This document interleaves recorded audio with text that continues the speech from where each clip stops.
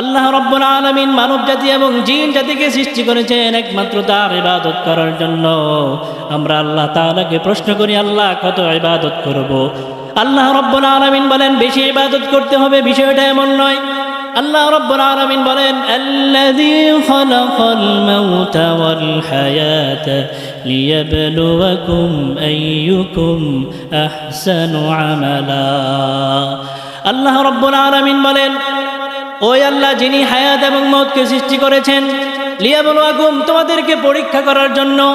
কি পরীক্ষা করবেন? আইয়ুকুম আহসানু আমালা, তোমাদের মধ্যে কার আমল কত সুন্দর।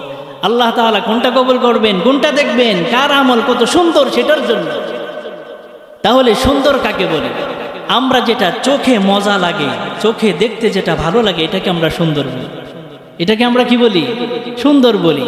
কিন্তু আল্লাহ তাআলার সংজ্ঞায় সুন্দর চোখের সুন্দরের সাথে সম্পর্ক নয়। নবীজি বলেন আল্লাহ তাআলার সৌন্দর্য চোখের সৌন্দর্যের সাথে সম্পর্ক নয়। নবীজি বলেন ইন্নাল্লাহা লা ইয়ানজুরু ইলা সুওয়ারিকুম ওয়ালাকিন ইয়ানজুরু ইলা কুলুবিকুম ওয়া নিয়্যাতিকুম। আল্লাহ রাব্বুল আলামিন তোমাদের কারো চেহারা দেখেন না, কারো আকৃতি দেখেন না, কারো বংশ দেখেন না। আল্লাহ তাআলা দেখেন তোমাদের মধ্যে কার নিয়তটা কেমন, কার অন্তরটা কেমন।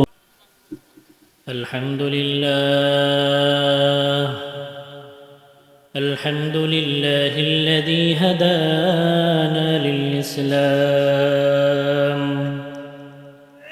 الذي نزل القرآن هدى للناس وبينات من الهدى والفرقان وخلق الإنسان وكرم وعلمه من البيان ما لم يعلم فسبحان الذي لا يحصى امتنانه باللسان ولا بالقلم ونشهد أن لا إله إلا الله وحده لا شريك له ونشهد أن سيدنا وسندنا وحبيبنا وطبيبنا وأولانا ومولانا محمد صلى الله تعالى عليه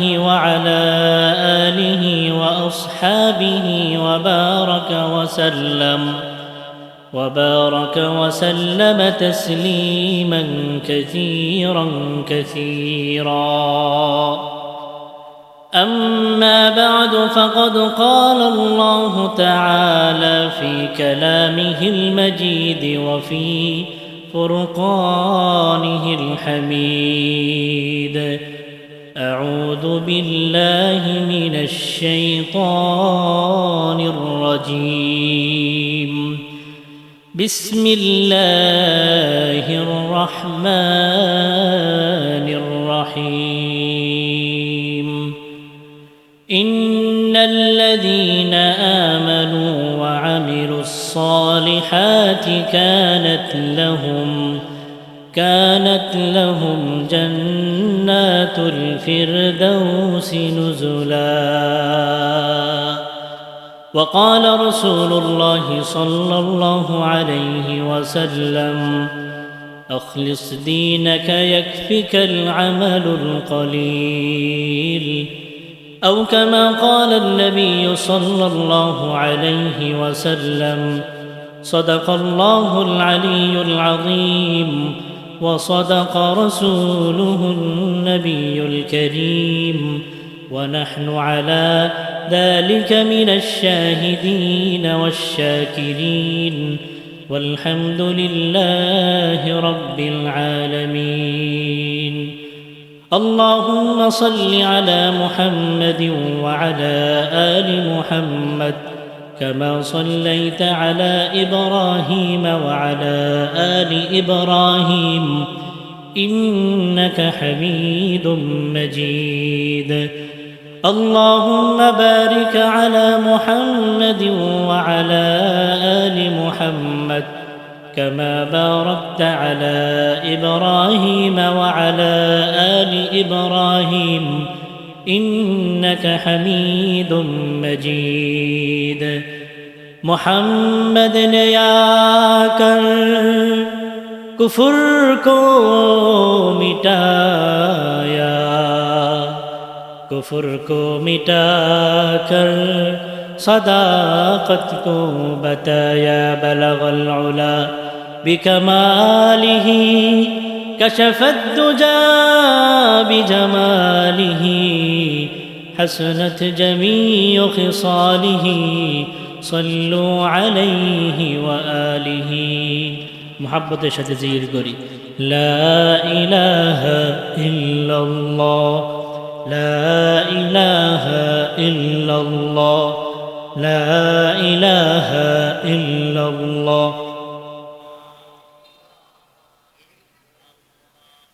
لا إله إلا الله لا إله إلا الله محمد رسول الله صلى الله عليه وسلم الحمد لله আল্লাহ রব্বুল আলামিনের কাছে অগণিত শুকর যে মহান রব্বুল আলামিন আমাকে আপনাকে বাছাই করে সুস্থ রেখে মায়া করে দয়া করে এখানে আসার বসার তৌফিক দান করেছেন এই জন্য জবান খুলে কালিমাতুশ শুকর পাঠ করি বলি আলহামদুলিল্লাহ। আল্লাহ রব্বুল আলামিন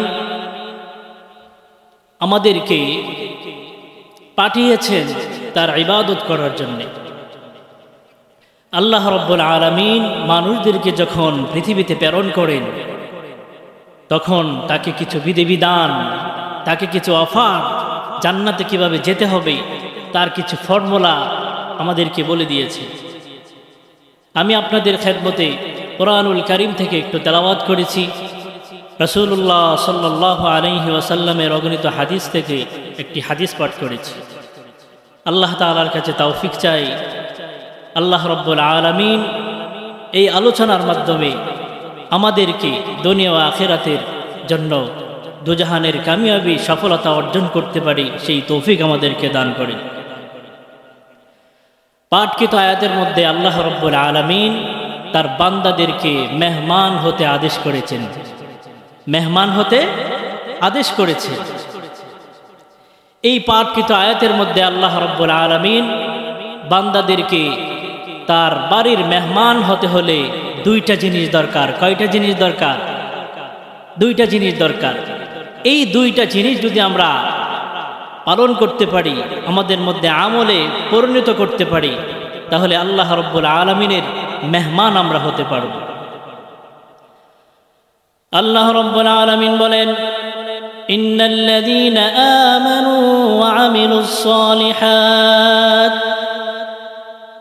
আল্লাহ রব্বুল আলামিন বলেন, নিশ্চয় যারা ঈমান আনে এবং আমলে সালেহ করে, কানাত লাহুম জান্নাতুল ফিরদাউসি নুজুলা, তাদের জন্য রয়েছে জান্নাতুল ফিরদাউসের মেহমানদারি।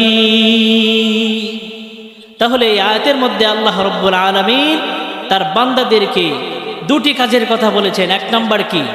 ঈমান। এক নাম্বার কি লাগবে? ঈমান লাগবে। আল্লাহ রব্বুল আলামিন প্রথম যে কাজের কথা বললেন সেটা হলো ঈমান। ঈমান কেমন গুরুত্বপূর্ণ সম্পদ, ঈমান কেমন দামি নিয়ামত আমরা সেটা জানি না। আল্লাহ রব্বুল আলামিন আমাদেরকে অনেক নিয়ামত দান করেছেন। আল্লাহ রব্বুল আলামিন আমাদেরকে অজস্র অগণিত নিয়ামত দান করেছেন। তার মধ্যে সবচাইতে বড় এবং দামি নিয়ামত হলো আমার আপনার ঈমান। আল্লাহ তাআলা আমাদেরকে কত নিয়ামত দান করেছেন।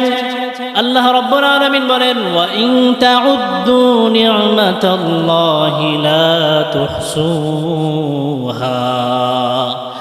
আল্লাহ রব্বুল আলামিন বলেন, আমার নিয়ামতের সমূহ, আমার নিয়ামত সমূহের সংখ্যা কত তোমরা গণনা করে শেষ করতে পারবা না, হিসাব করে পারবা না। আল্লাহ রব্বুল আলামিন আমাদেরকে চলতে ফিরতে অনেক নিয়ামত দান করেছেন। আল্লাহ রব্বুল আলামিন আমাদেরকে অনেক অগণিত দামি নামি বিনা টাকায় বিনা পরিশ্রমে আমাদেরকে অনেক নিয়ামত দান করেছেন। তার মধ্যে একটা দামি নিয়ামত হলো আমাদের অক্সিজেন। একটা মানুষ 4-5 দিন না খেয়ে থাকতে পারবে, কিন্তু যদি অক্সিজেন 5 মিনিট বন্ধ করে দেওয়া হয়, 5 মিনিটের বেশি সে বাঁচতে পারবে? পারবে না। এই দামি নিয়ামত আল্লাহ রাব্বুল আলামিন ঘরে দিয়েছেন, মসজিদে দিয়েছেন, বাহিরে দিয়েছেন, বাজারে দিয়েছেন, যেখানে যাই সেখানেই দিয়েছেন। এমনকি বান্দা যদি গুনাহ করতে যায় সেই জায়গার মধ্যেও আল্লাহ রাব্বুল আলামিনের এই দামি নিয়ামতটা তিনি আমাদেরকে দিয়ে রেখেছে। আল্লাহ রাব্বুল আলামিন আমাদেরকে কত অগণিত দামি নিয়ামত দান করেছেন। এর মধ্যে সবচেয়ে দামি নিয়ামত হলো আমার আপনার ঈমান। ঈমান দামি সম্পদ। আমরা ঈমানের মূল্যায়ন করতে পারি না। ঈমান কত দামি সম্পদ। মানুষ দামি সম্পদের মূল্যায়ন করতে পারে না দুইটা কারণে। কয়টা কারণ? এক নাম্বার, সে যদি এই মূল্যবান সম্পদটা বিনা পরিশ্রমে পেয়ে যায়। 2 নাম্বার কারণ হলো এই সম্পদ যদি সে তার পরিচয় সে না জানে, তাহলে আমরা সেই মূল্যবান জিনিসের মূল্যায়ন করতে পারি না। বিনা পরিশ্রমে যদি আমরা সেই মূল্যবান সম্পদ পেয়ে যাই, আমরা তার মূল্যায়ন কেন করতে পারি না? উদাহরণ শুনেন, বাবা বিদেশে গিয়ে টাকা ইনকাম করে, মাথার গাম পায়ে ফেলে ইনকাম করে, এদিক দিয়ে ছেলে দাদার সে টাকা উড়িয়ে বেড়ায়, বন্ধুদের সাথে মোটর সাইকেল নিয়ে আড্ডা দিয়ে বেড়ায়। বাবা জানে 1 টাকার পরিশ্রম, এক একটা টাকার পরিশ্রম কতখানি কষ্ট, কিন্তু ছেলে এটা বিনা পরিশ্রমে পেয়ে যাওয়ার কারণে সেই টাকার মূল্য সে বুঝে না। ঠিক তেমনি ভাবে যদি আমরা মূল্যবান সম্পদের সেই জিনিসের পরিচয় না জানি, তাহলে আমরা মূল্যবান জিনিসের মূল্যায়ন করতে পারি না। একটা শিশুকে যদি আপনি একটা চিপসের পোটলা ধরিয়ে দেন আর একটা হীরার আংটি দেন, সেই হীরার আংটি ছুঁড়ে ফেলে দিবে আর চিপসের পুটকাটা সে ধরে রাখবে। চিপস যদি দেন, চিপসের প্যাকেট সে বুকে জড়ায়া ধরবে, কিন্তু হীরার আংটিটা সে কি করবে? ছুঁড়ে ফেলে দিবে। সে কি হীরার মূল্য বুঝে? সে তো কখনো হীরার মূল্য বুঝেই না। ঠিক তদ্রূপভাবে আমরা ঈমানের মূল্যায়ন করতে পারি না। আমরা মনে করি ঈমান, আমার পিতা মুমিন, আমার মা মুমিন, এই জন্য আমি মুমিন। পিতা মরে গেলে যেমনি আমি সম্পদের মালিক হই, ঠিক তেমনি ভাবে আমিও বুঝি পিতা মুমিন, এই কারণে আমিও মুমিন। আমরা এটা মনে করি। ঈমান কত দামি সম্পদ, ঈমান কত দামি সম্পদ, এটা আমরা জানি না, এটা আমরা বুঝি না। যদি বুঝতাম, যদি জানতাম, জীবনটা দিয়ে দিতাম, তবু ঈমান দিতাম না। অনেক সাহাবায়ে কেরাম জীবন দিয়ে দিয়েছেন ঈমানের জন্য, আর আমরা ঈমানের মূল্যায়ন করতে পারি না। ঈমান আমরা মনে করি এমনি এমনি পেয়ে গেছি।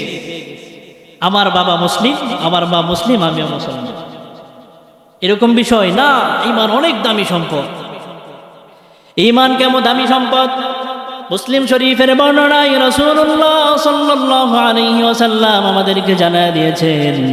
রাসূলুল্লাহ সাল্লাল্লাহু আলাইহি ওয়াসাল্লাম বলেন, কারো অন্তরের মধ্যে যদি গমের দানা পরিমাণ, জমের দানা পরিমাণ কল্যাণ থাকে, অর্থাৎ ঈমান থাকে, একটা সময় এই লোকটা যদি জাহান্নামীও হয়, এই জবের দানা পরিমাণ ঈমান নিয়ে যদি সে কাল কিয়ামতের ময়দানে আল্লাহর সামনে হাজির হয়ে যেতে পারে, আল্লাহ রাব্বুল আলামিনের কাছে এই জবের দানা পরিমাণ ঈমানের এত দাম, এত দাম। একটা সময় এই জমের দানা পরিমাণ ঈমানের বদৌলতে তাকে জাহান্নাম থেকে জান্নাতের মালিক বানিয়ে দিবে। নবী আমার আরো বলেন, কারণ অন্তরের মধ্যে যদি গমের দানা পরিমাণ ঈমান থাকে, অর্থাৎ কল্যাণ থাকে, এই লোকটা যদিও জাহান্নামী হয় পাপের কারণে, পাপের শাস্তি ভোগ করার পরে আল্লাহ রাব্বুল আলামিনের কাছে এই গমের দানা পরিমাণ ঈমানের এত দাম, এত দাম। আল্লাহ রাব্বুল আলামিন এই সামান্য পরিমাণ ঈমানের বদৌলতে একটা সময় তাকে জাহান্নাম থেকে জান্নাতের মালিক বানিয়ে দিবেন। নবী আমার আর আজীব কথা বলেন, কারণ অন্তরের মধ্যে যদি জাররা পরিমাণ ঈমান থাকে, জাররা পরিমাণ কাকে বলা হয়? আগেকার বুজুর্গানে দিন আমাদেরকে বলতেন, একটা বালুকে যদি 70টা ভাগ করা হয়, 70টা ভাগের এক একটা ভাগ হলো জাররা পরিমাণ।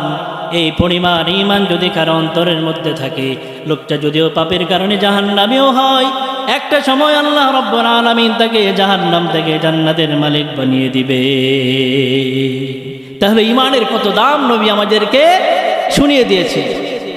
অপর একটা হাদিসের মধ্যে নবীজি বলেন, যাকে জান্নাতের সবচাইতে ছোট জান্নাত দেওয়া হবে, তার জান্নাতের পরিধি হবে এই দুনিয়ার কমপক্ষে 10 গুণ। কয় গুণ? 10 গুণ। তাহলে আমার ইমানের বিনিময়ে যদি পুরো পৃথিবী আমাকে লিখে দেয়, তারপরে ইমান ছাড়া যাবে না। যাররা পরিমাণ ইমানের দাম কতটুকু, এই দুনিয়ার 10 গুণ পরিমাণ কি দিবেন? জান্নাত দিবেন। এই জন্য আল্লাহ রাব্বুল আলামিন শুরুতে বলেছিলাম, দুইটা কাজ করা লাগবে যদি আমরা জান্নাতের মেহমান হতে চাই। যেই জান্নাতে আল্লাহ রাব্বুল আলামিন নিজে মেজবান হবেন আর আমরা হলাম মেহমান। প্রথম কাজ হলো ঈমান। প্রথম কাজটা কি? দ্বিতীয় কাজ হলো ওয়ামিলুস সলিহাত, আমলে সালেহ। ভালো করে বুঝেন, আমল এক জিনিস, আমলে সালেহ আরেক জিনিস। দেখেন, নামাজ আমল, রোজা আমল, কিন্তু সবার রোজা সবার নামাজ আমলে সালেহ নয়। তাহলে আমলে সালেহ কাকে বলে? আমলে সালেহ হচ্ছে এমন আমল যে আমল আল্লাহ তাআলার কাছে কবুল হয়, এটাই হচ্ছে আমলে সালেহ। রোজা আমল, হজ আমল, যাকাত আমল, কিন্তু সবার রোজা, সবার হজ, সবার যাকাত আমলে সালেহ নয়। আল্লাহ রাব্বুল আলামিন শুধুমাত্র আমল কবুল করেন না, আল্লাহ রাব্বুল আলামিন আমলে সালেহ কবুল করেন। আমলে সালেহ কবুল হওয়ার জন্য শর্ত 4টা। কয়টা?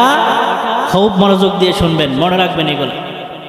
1 নাম্বার ঈমান লাগবে, 2 নাম্বার আমলে সালেহ। এই আমলে সালেহ কবুল হওয়ার জন্য শর্ত কয়টা? 4টা। কয়টা শর্ত? 4টা শর্ত। আমার আপনার আমলের মধ্যে যদি ইখলাস থাকে, অর্থাৎ নিয়তের পরিশুদ্ধতা, আমলটা কম হোক বড় হোক, আল্লাহ রাব্বুল আলামিন সেই আমলটা কবুল করবেন। 1 নাম্বার শর্ত হলো ইখলাস। 1 নাম্বার শর্ত কি? নিয়তের পরিশুদ্ধতা। আমার আমল ছোট হোক বড় হোক, যদি নিয়তটা পরিশুদ্ধ থাকে, এই আমলটা হবে আমলে সালেহ। আল্লাহ রাব্বুল আলামিন আমাদেরকে সৃষ্টি করেছেন ইবাদত করার জন্য। কিসের জন্য? আল্লাহ রাব্বুল আলামিন আমাদেরকে সৃষ্টি করেছেন ইবাদত করার জন্য। আল্লাহ রাব্বুল আলামিন বলেন, ওয়ামা খালাকাতুল জিন্না ওয়াল ইনসা ইল্লা লিয়াবুদুন। আল্লাহ রাব্বুল আলামিন মানব জাতি এবং জিন জাতিকে সৃষ্টি করেছেন একমাত্র তার ইবাদত করার জন্য। আমরা আল্লাহ তাআলাকে প্রশ্ন করি, আল্লাহ কত ইবাদত করব? আল্লাহ রাব্বুল আলামিন বলেন, বেশি ইবাদত করতে হবে। বিষয়টা এমন নয়। আল্লাহ রাব্বুল আলামিন বলেন, আল্লাযী খালাকাল মাউতা ওয়াল হায়াতা লিয়াবলুয়াকুম আইয়ুকুম আহসানু আমালা। আল্লাহ রাব্বুল আলামিন বলেন, ওই আল্লাহ যিনি হায়াত এবং মওতকে সৃষ্টি করেছেন, লিয়াবলুয়াকুম, তোমাদেরকে পরীক্ষা করার জন্য। কি পরীক্ষা করবেন? আইয়ুকুম আহসানু আমালা, তোমাদের মধ্যে কার আমল কত সুন্দর। আল্লাহ তাআলা কোনটা কবুল করবেন, কোনটা দেখবেন, কার আমল কত সুন্দর, সেটার জন্য। তাহলে সুন্দর কাকে বলে? আমরা যেটা চোখে মজা লাগে, চোখে দেখতে যেটা ভালো লাগে, এটাকে আমরা সুন্দর বলি। এটাকে আমরা কি বলি? সুন্দর বলি। কিন্তু আল্লাহ তাআলার সংজ্ঞায় সুন্দর চোখের সুন্দরের সাথে সম্পর্ক নয়। নবীজি বলেন, আল্লাহ তাআলার সৌন্দর্য চোখের সৌন্দর্যের সাথে সম্পর্ক নয়। নবীজি বলেন, ইন্নাল্লাহা লা ইয়ানজুরু ইলা সুওয়ারিকুম ওয়ালাকিন ইয়ানজুরু ইলা কুলুবিকুম ওয়া নিয়্যাতিকুম।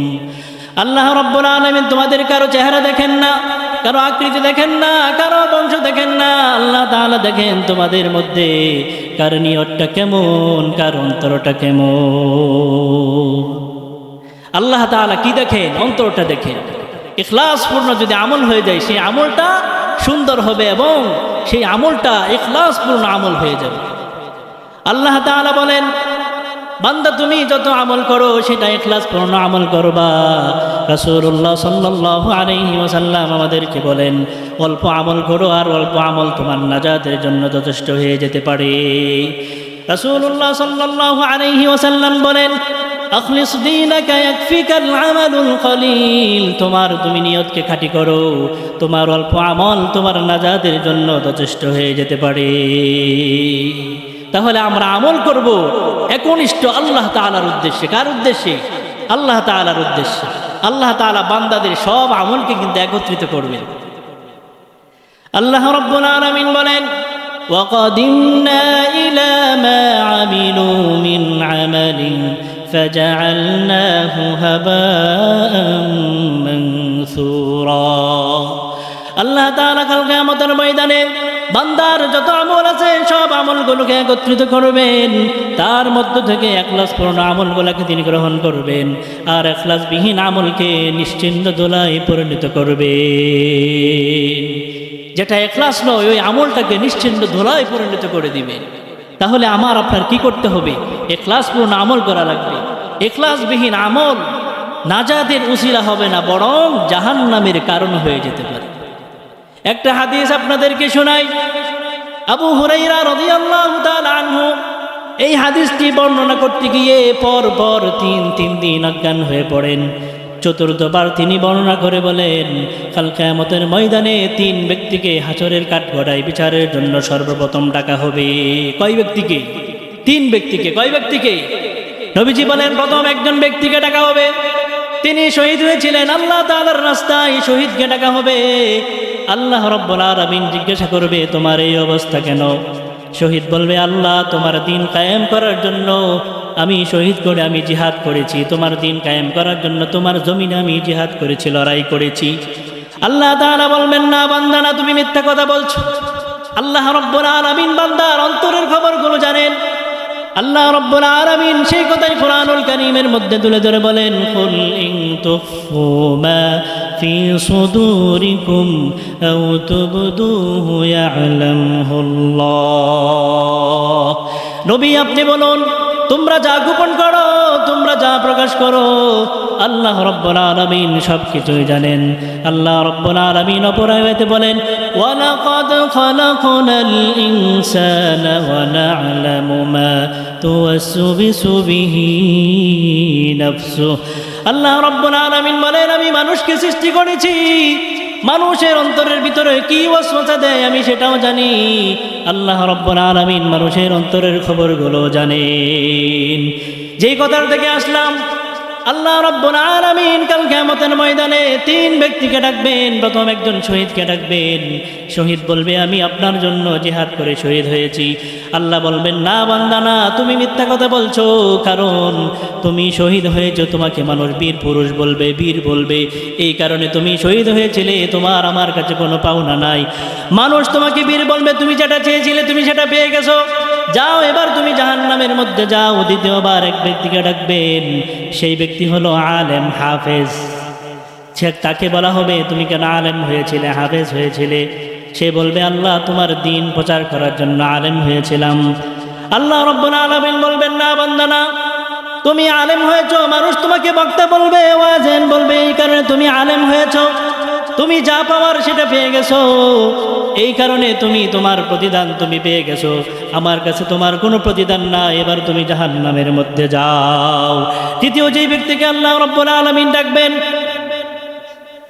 তৃতীয় ব্যক্তিকে আল্লাহ রাব্বুল আলামিন ডাকবেন দানবীর, যে দান করে, তার ধন সম্পদগুলো আল্লাহর রাস্তায় বিলিয়ে বেড়ায়। তাকে বলা হবে, তুমি কেন দান করেছিলে? সে বলবে, আল্লাহ তোমার সন্তুষ্টির জন্য আমি দান করেছিলাম। আল্লাহ রাব্বুল আলামিন বলবেন, না বান্দা, না তুমি আমার সন্তুষ্টির জন্য দান করো নাই, তোমাকে মানুষ দানবীর বলবে, এই কারণে তুমি দান করেছিলে, তোমার ঠিকানা হলো জাহান্নাম। তার মানে বোঝা গেল, আমল করতে হলে কি লাগবে? ইখলাস লাগবে। আমলে সালেহ কবুল হওয়ার 1 নম্বর শর্ত কি? ইখলাস। দ্বিতীয় শর্ত হলো হালাল রিজিক অন্বেষণ করা লাগবে। কি? হালাল রিজিক আমাকে খেতে হবে। কারণ রাসূলুল্লাহ সাল্লাল্লাহু আলাইহি ওয়াসাল্লাম বলেন, লা ইয়াদখুলুল জান্নাতা জাসাদুন উযিয়া বিল হারাম। হারাম বক্ষণকারীর শরীর জান্নাতের মধ্যে প্রবেশ করবে না। এই জন্য আমাদের আবশ্যক হলো হালাল রিজিক অন্বেষণ করা। নবীজি বলেন, কাসবুল হালালি ফরিদাতুন বা'দাল ফরিদা। ফরজ ইবাদতের পরে অন্যতম ফরজ ইবাদত হলো হালাল রিজিক অন্বেষণ করা। তাহলে আমার আপনার ইবাদত কবুল হওয়ার জন্য দ্বিতীয় শর্ত কি? হালাল রিজিক অন্বেষণ করতে হবে। সংক্ষেপে শেষ করে দিচ্ছি। তৃতীয় নম্বর শর্ত হলো, আমি যে ইবাদত করব সেই ইবাদত নবীজির সুন্নত মোতাবেক হওয়া লাগবে। নিজের পদ্ধতিতে, বানোয়াট পদ্ধতিতে ইবাদত করলে সেই ইবাদত কবুল হবে না। আল্লাহ তাআলা কুরআনুল কারীমের মধ্যে ৮২ জায়গায় নামাজের কথা বলেছেন, কিন্তু কিভাবে পড়তে হবে এটা তো বলেন নাই। এই জন্য সুন্নত পদ্ধতিতে রাসূলুল্লাহ সাল্লাল্লাহু আলাইহি ওয়াসাল্লাম আমাদেরকে শিখিয়ে দিয়েছে। নবীজি বলেন, সল্লু কামা রাআইতুমুনি উসাল্লি, তোমরা নামাজ পড়ো, আমাকে যেভাবে তোমরা নামাজ পড়তে দেখেছো ওইভাবে তোমরা নামাজ পড়ো। এই জন্য আল্লাহ বলেছেন নামাজ পড়ো, কিন্তু কোন পদ্ধতিতে? সুন্নত পদ্ধতিতে আমাদেরকে নামাজ পড়া লাগবে। শুধু তাই নয়, যে কোনো ইবাদত করব সেটার পদ্ধতি কি হওয়া লাগবে? সুন্নত পদ্ধতি। 4 নাম্বার শর্ত হলো, যে যে ইবাদত করবে সে ওই ইবাদত অনুযায়ী এলেম অর্জন করতে হবে। আপনি নামাজ পড়বেন, নামাজের এলেম জানতে হবে, নামাজের ফরজ কয়টা, ওয়াজিব কয়টা, সুন্নত কয়টা। নবীজি বলেন, তলাবুল ইলমি ফারিদাতুন আলা কুল্লি মুসলিম, প্রত্যেক নর নারীর উপর ইলমে দ্বীন শিক্ষা করা ফরজ। এই জন্য কেউ যদি বিবাহ করতে চায় তার জন্য বিবাহের ইলম শিক্ষা করা ফরজ। কেউ যদি ব্যবসা করতে চায় তার জন্য ব্যবসার ইলম শিক্ষা করা ফরজ। কেউ যদি নামাজ পড়তে চায় তার জন্য নামাজের ইলম শিক্ষা করা ফরজ। এই 4টা শর্ত মেনে যদি আমল করি তাহলে আমার আপনার আমল আমলে সালেহ হিসাবে পরিণত হবে। তাহলে শুরু থেকে আসেন। 1 নাম্বার, জান্নাতুল ফেরদাউসের মেহমান হতে হলে ঈমানটা লাগবে। কি লাগবে? ঈমান। দ্বিতীয় শর্ত হলো আমলে সালেহ। আমলে সালেহ কবুল হওয়ার জন্য 4টা শর্ত। কয়টা? 4টা শর্ত। 1 নাম্বার হচ্ছে ইখলাস, 2 নাম্বার হালাল রিজিক, 3 নাম্বার সুন্নত পদ্ধতিতে আমল করতে হবে, 4 নাম্বার যে যে আমল করবে সে ওই অনুযায়ী আমল কি করবে? সেই অনুযায়ী আমল শিক্ষা করবে। এই 4 পদ্ধতিতে যদি আমরা আমল করি আমলে সালেহ হবে। কাল কিয়ামতের ময়দানে আল্লাহ রাব্বুল আলামিন হবেন মেজবান আর আমরা হলাম মেহমান। এরকম জান্নাতে যেতে কে কে রাজি আছেন? আল্লাহ তাআলা প্রত্যেককে জান্নাতের জন্য কবুল করুন। আমিন। ওয়া আখির দাওয়ানা আনিল হামদ।